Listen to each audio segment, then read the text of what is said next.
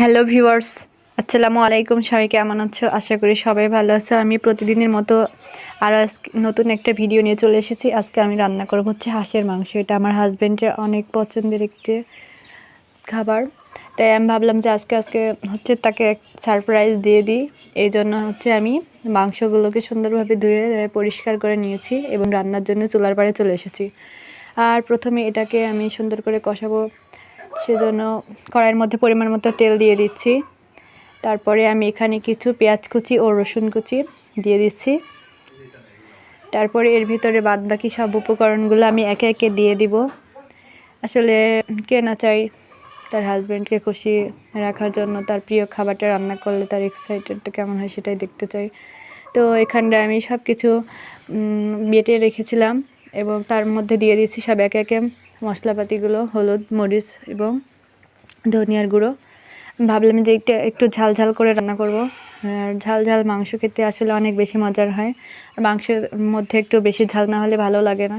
তো আমি এর মধ্যে আবারও দিয়ে দিচ্ছি হচ্ছে দারুচিনি আর এলাচ, সব কিছু দিয়ে দিয়েছি। সম্পূর্ণটা ভিডিওতে দেখানো সম্ভব হয়নি আমার। তো এবার আমি মশলাপাতিগুলোকে সুন্দর করে কষিয়ে নিয়ে তার মধ্যে মাংস টুকরাগুলো দিয়ে দিচ্ছি, আবার একটু সুন্দর করে নেড়ে চেড়ে নিচ্ছি। আর এটা অনেক বেশিক্ষণ করে কষাবো আমি, যাতে বেশি কষানো যায় ঠিক তত বেশি স্বাদ হয়। আর ঝাল লবণ এটা যদি পারফেক্ট থাকে তাহলে তো আর কোনো কথাই নাই। তো চাই যে একটু সুন্দর করে রান্নাটা করতে, ভালো করে এগুলো আমি কষিয়ে কষিয়ে রান্না করব। আর এটা হচ্ছে প্রেশারের মধ্যে দিয়ে রান্না করতে হবে, তাহলে খুবই তাড়াতাড়ি সিদ্ধ হয়ে যাবে। আর এটা আমার মা হচ্ছে নিয়ে এসেছিলো আমাদের বাসায় আসার সময়। হাঁস খেতে অনেক পছন্দ করে, সেজন্য। তো এটা হচ্ছে পাতি হাঁসের মাংস। দেখে কি মনে হচ্ছে বুঝতেছো, তোমরাই ভালো জানো। আর কে কে হাঁসের মাংস খেতে পছন্দ করো অবশ্যই তোমরা আমাকে কমেন্ট করে জানাবে। আর আমি এটা আলু দিয়ে রান্না করব, এজন্য এর মধ্যে কিছু আলুর টুকরো দিয়ে দিচ্ছি। আরও সুন্দর করে নেড়ে চেড়ে কষিয়ে নিচ্ছি বেশিক্ষণ ধরে। আমার মাংসের কালারটা যে কেমন হবে সেটা নিয়েও আমি একটু কনফিউশনে আছি। তো যাই হোক, আমি আস্তে আস্তে রান্নাটা করছি। আর এর সাথে আমার আরও একটা তরকারি রান্না করেছিলাম, আর এটা দিয়ে আজকে হয়ে যাবে।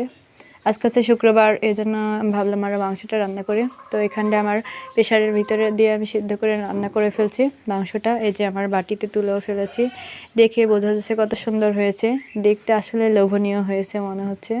আর এই যে এখানে আমার পছন্দের ফুলকা ভাজি রয়েছে আলু দিয়ে, যেটা একটু মিষ্টি মিষ্টি ভাব, আমার খুব ভালো লাগে খেতে। আর এটা আমার হাজব্যান্ডের জন্য, আর এটা আমার জন্য। তো ভিডিওটা কেমন লাগলো অবশ্যই কমেন্ট করে জানাবে সবাই। দেখাবে নতুন